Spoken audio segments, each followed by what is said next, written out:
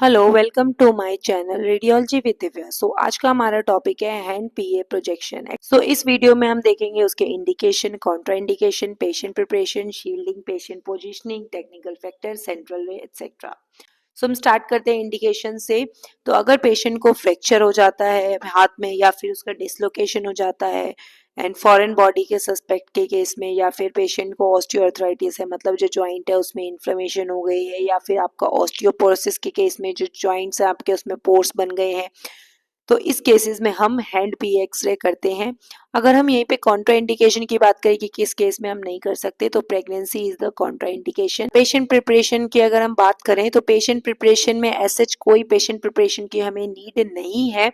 बस हमें जिस एरिया का एक्सरे करना है उस एरिया से सारे मेटलिक ऑर्नामेंट्स रिमूव करवाने हैं, एंड अगर हमें ध्यान रखना है फीमेल पेशेंट है तो उससे एलएमपी पूछनी है, एंड मार्कर हम फिल्म पे जरूर प्लेस करेंगे ताकि हमें प्रॉपर पता चल पाए राइट एंड लेफ्ट की लोकेशन।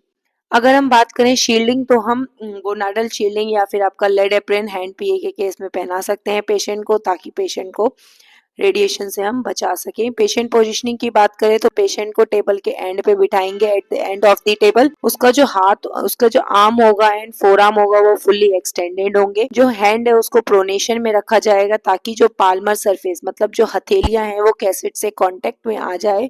फिंगर को स्लाइटली सेपरेट रखेंगे ताकि सुपर इम्पोजिशन ना आए। कॉलिमेशन, हम पूरे चारों एरियाज को कॉलिमेट करेंगे हैंड के, ठीक है।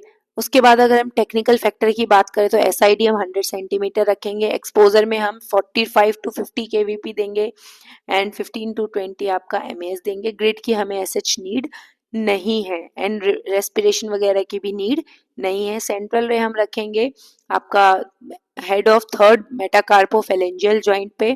एंड ये जो आप एक्सरे देख पा रहे हो, ये आप हैंड पीए का एक्सरे इमेज देख पा रहे हो। Thank you. If you like my video then like, share, subscribe.